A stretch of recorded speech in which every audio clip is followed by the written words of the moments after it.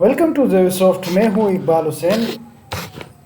दोस्तों, बहुत सारे फ्रेंड्स ने हमें ये सजेस्ट किया कि आप स्प्रिंग बूट के ऊपर एक कोई लेक्चर्स बना लें, तो इसीलिए हमने आज स्प्रिंग बूट के ऊपर माइक्रो सर्विसेज के बारे में हम आपको डिटेल से बताएंगे कि कैसे बनती है। तो उससे बेहतर कि हम स्प्रिंग बूट थोड़ा सा आपको अंडरस्टैंडिंग दे दें स्प्रिंग बूट के बारे में, उसके बाद फिर एक दो प्रोजेक्ट्स बना लें। तो एट द एंड हमारा मेन गोल ये होगा कि हम कोई स्प्रिंग बूट के ऊपर दो तीन माइक्रो सर्विसेज बना के यूरिका सर्वर के साथ उसको रजिस्टर कर दें और एपीआई गेटवे बना लें। तो उससे पहले हम आपको ये बता दें स्प्रिंग बूट क्या है, स्प्रिंग और स्प्रिंग बूट में फ़र्क क्या है। तो ये चीज़ आपको अंडरस्टैंड करने की ज़रूरत है। स्प्रिंग बूट एक्चुअली एक मॉड्यूल है स्प्रिंग फ्रेमवर्क का, जो एमवीसी फ्रेमवर्क, जिसने स्प्रिंग के बारे में जिसकी नॉलेज हो तो उसको ये स्प्रिंग बूट कोई कुछ मतलब ये मुश्किल पेश नहीं आएगी। अगर इसको स्प्रिंग बूट के बारे में पता नहीं है, जेपीएस के बारे में पता नहीं है, ओआरएम के बारे में कोई अंडरस्टैंडिंग नहीं है, या जो आपका डबल ई का आर्किटेक्चर है, जावा डबल ई का आर्किटेक्चर के बारे में अंडरस्टैंडिंग नहीं है, तो उनको हो सकता है थोड़ी सी मुश्किल पेश आए।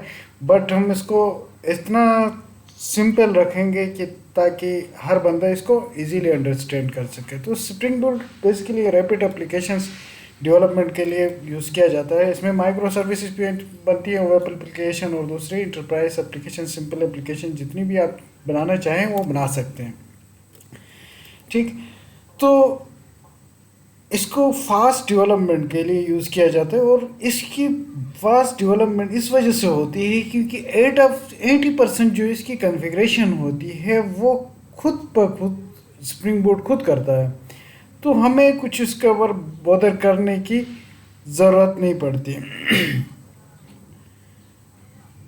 सिंपल और वेब एप्लीकेशन, जैसे कि मैंने बताया कि आप इसमें वेब सर्विसेज बनाए, रेस्ट एप्लीकेशंस बनाए या वेब एप्लीकेशन बनाए, जो भी बनाना चाहे वो चुटकियों में आप यूँ बना सकते हैं। तो आपको बहुत मज़ा आने वाला है इस लेक्चर में। आगे जाके आपको जब हम माइक्रो सर्विसेज के बारे में बताएंगे तो आप बिल्कुल मतलब इन्जॉय करेंगे इस लेक्चर को। तो इसीलिए मैं आपको बता रहा हूँ कि आप हमारे लेक्चर यूट्यूब चैनल को सब्सक्राइब करें और उसके बेल आइकन को प्रेस करके जो हो सके तो इस लेक्चर को शेयर करें ताकि दूसरे भी इसको इजीली अंडरस्टैंड कर सकें।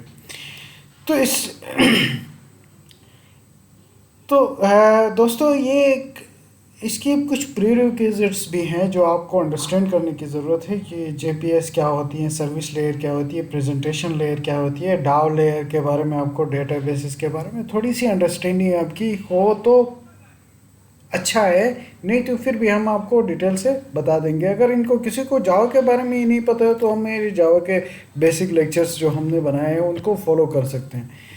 तो इसी लिहाज से हम स्प्रिंग बूट को थोड़ा सा आपको बता देते हैं, डाउनलोड कैसे करना है, कॉन्फ़िगर कैसे करना है। इसमें हम आपको भी मतलब हम आपको आसानी से चीज़ें हम आपको बता देंगे। दोस्तों, यहाँ पे इस चीज़ को अगर आप अंडरस्टैंड कर लेते हो, जो मैंने ये डायग्राम बनाया, आर्किटेक्चर डायग्राम को थोड़ा सा आसान करके बनाने की कोशिश की है।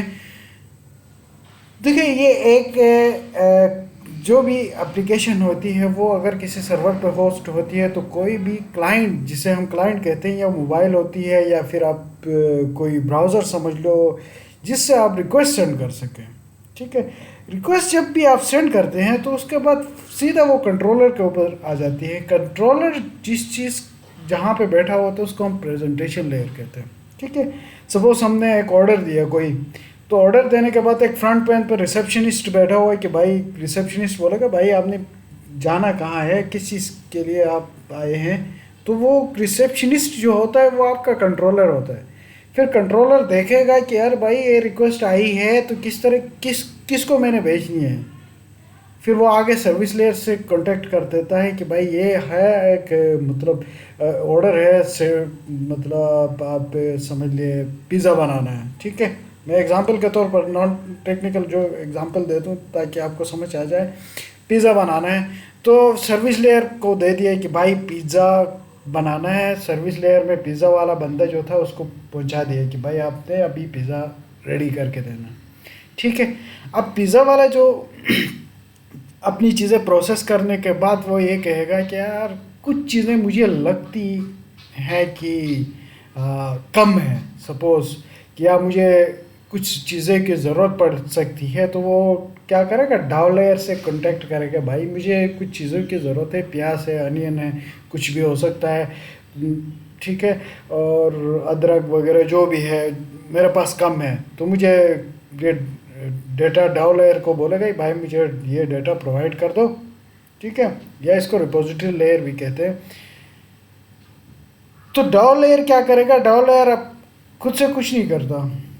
डाउ लेयर के बाद वो डेटाबेस से कनेक्शन बनाएगा, डेटाबेस में जाएगा और डेटाबेस से वो चीज़ें प्रोवाइड करने के बाद डाउ लेयर, डेटाबेस डाउ लेयर को देगा, डाउ लेयर सर्विस लेयर को देगा, सर्विस लेयर कंट्रोलर, वो कंट्रोलर जो रिक्वेस्ट जिसकी आई थी वो पिज़्ज़ा बना के आपको क्या नाम अल्लाह भला करे आपका आपके क्लाइंट को, जो भी हो सकता है, आपका क्लाइंट ब्राउज़र हो सकता है।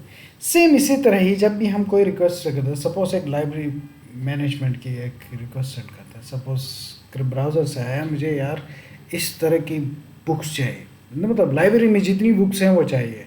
तो जब मैंने लाइब्रेरी में जितनी बुक्स हैं मैं ब्राउज़र से रिक्वेस्ट सेंड की, तो इसका मतलब क्या है कि कंट्रोलर के पास वो रिक्वेस्ट आएगी। कंट्रोलर क्या करेगा, वो बिजनेस लेयर्स में जाएगा, बिजनेस जो हमारी है उसको बिजनेस लेयर भी बोलते हैं, उसको सर्विस लेयर भी बोलते हैं, कुछ लोग उसको डिवाइड करके बना लेते हैं, ये आपके ऊपर है, लेकिन ज़्यादातर हम सर्विस लेयर को सर्विस ही रखेंगे, उसको बिज़नेस में नहीं तोड़ेंगे, ठीक है। आप तोड़ भी सकते हैं, आपकी मर्ज़ी है, जैसे हो आपको बेहतर लगे। तो अब जो है हमने क्या किया है, अब रिक्वेस्ट आई बुक्स के बारे में, बुक्स वाले रिक्वेस्ट कंट्रोलर के पास आई, सबसे फ्रंट में जो आपका बंदा है वो कंट्रोलर, भाई हाँ काम क्या है, तो वो आगे से आपको बताएगा कि भाई हाँ मुझे यार क्या नाम बुक्स चाहिए, लाइब्रेरी में जितनी बुक्स हैं ना वो मुझे चाहिए। तो फिर वो आगे क्या करता है, बिजनेस लेयर को पहुंचाता है, तो बिजनेस लेयर क्या है, डाउ लेयर को बता देते कि भाई एक बंदा है इसको सारी बुक्स चाहिए। तो फिर डेटाबेस में डाउ लेयर डेटाबेस से कनेक्ट होकर डेटाबेस से जितनी भी बुक्स हैं वो इसी तरह बिजनेस लेयर को देगा, बिजनेस लेयर कंट्रोलर को, और कंट्रोलर जो है वो रिक्वेस्ट को क्लाइंट को सेंड कर देगा। तो यहाँ तक मुझे उम्मीद है कि आपको ये चीज़ समझ आई होगी। तो इसमें आगे जब प्रैक्टिकली करेंगे तो आपको बहुत मज़ा आने वाला है, इंशाल्लाह आप देखेंगे बहुत मज़ा आएगा। तो जब रेस्ट एपीआईज हम क्रिएट करते हैं तो हमारा बेसिक गोल क्या है, हमारा गोल है सर्विसेज, माइक्रो सर्विसेज क्रिएट करना। तो इसीलिए मैं आपको बताऊंगा कि आपको ये मेथड्स जो हैं, बेसिक मेथड्स जो हैं वो मैं आपको बता देता हूँ। देखिए गेट है, ठीक है, आप यूआरएल के थ्रू कोई रिक्वेस्ट सेंड कर देते हो कि ऑल बुक्स चाहिए, स्लैश बुक्स करेंगे, तो वो मैं आपको जब प्रैक्टिकली करेंगे ना तो आपको इजीली अंडरस्टैंड हो जाएगा कि हम कैसे करेंगे। तो यहाँ पे आएंगे गेट ऑल बुक्स करेंगे तो आपको बुक्स आएगी। यूआरएल को हमेशा सेम रखेंगे क्योंकि मेथड हमारा चेंज है, कोई कहीं पे गेट यूज़ होगा, कहीं पे यूआरएल में आईडी होगी, ठीक है, और कहीं पे हम पोस्ट यूज़ करेंगे, कहीं पे पुट, कहीं पे डिलीट, इसी तरह यूज़ करेंगे। तो इसीलिए हम अगर यूआरएल सेम रखेंगे तो कोई फ़र्क नहीं पड़ेगा क्योंकि हम एनोटेशन यूज़ करने वाले हैं। वो कभी गेट मैपिंग यूज़ करेंगे, कभी पोस्ट मैपिंग, कभी पुट मैपिंग यूज़ करेंगे। तो इसीलिए हमें उस चीज़ से वरी करने की ज़रूरत नहीं कि भाई हमारा यूआरएल तो सेम है, इसको कैसे करेगा। तो हमारी एनोटेशन जो स्प्रिंग बूट का कमाल ही ये कि भाई आप एक मेथड में ही सारी चीज़ें कर सकते हो। जैसे एनोटेशन का जिसको पता है तो उसको अभी समझ आ रही होगी, कि प्रैक्टिकली करेंगे तो उनको और भी चीज़ें समझ आएगी, ठीक है। तो गेट में गेट बुक्स जो लिखा है उसमें हम क्या करेंगे, गेट ऑल बुक्स, ठीक है। यहाँ पे भी मैंने गलती से बुक लिखा है तो उसको बुक्स कर सकते हो क्योंकि उसके साथ हम आईडी भी सेंड करते हैं, बुक की आईडी कौन सी है। अगर सपोज स्पेसिफिक एक ही बुक चाहिए तो हम उसको बुक की आईडी दे सकते हैं। पोस्ट जो है आप ये कर सकते हो कि पोस्ट में भी बुक्स ही यूज़ कर सकते कि आपका मेथड चेंज हुआ। पुट में भी आप बुक्स यूज़ कर सकते हो, पुट बेसिकली होता है, ये पोस्ट ये होता है कि आपने ऐड करना है, पुट ये होता है कि आपने कोई चीज़ अपडेट करनी है, और जो है वो डिलीट के लिए वो फिर आप कोई बुक को डिलीट करनी है तो उससे यूज़ कर सकते हो।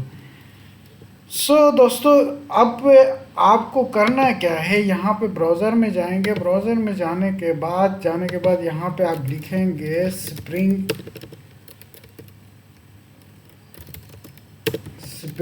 इनिशियलाइजर, ठीक है।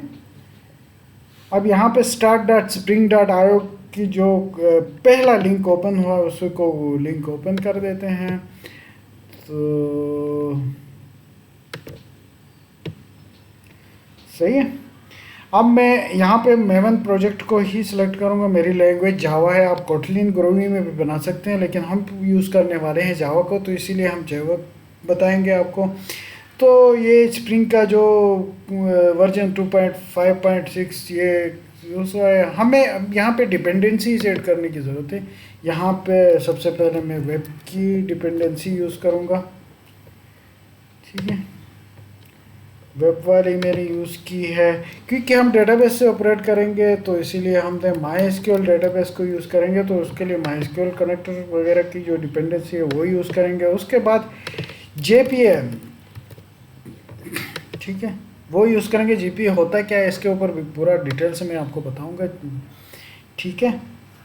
तो जो परसिस्टेंट API होती क्या है वो भी मैं आपको डिटेल से बताऊंगा। अब यहाँ पे मैंने ये देना है, कोई भी आप नाम दे सकते हो, ग्रुप का नाम जो है com.rest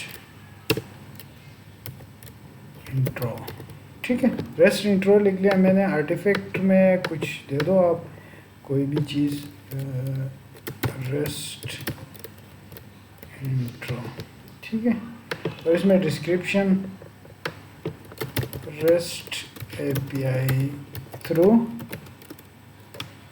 स्प्रिंग बूट, ये हम कर रहे हैं, ठीक है।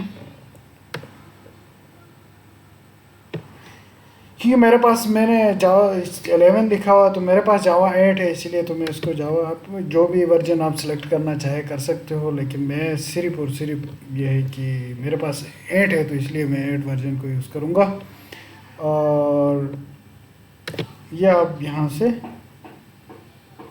आप स्प्रिंग बूट के प्रोजेक्ट को डाउनलोड करोगे, ये आपके पास डाउनलोड हो जाएगा।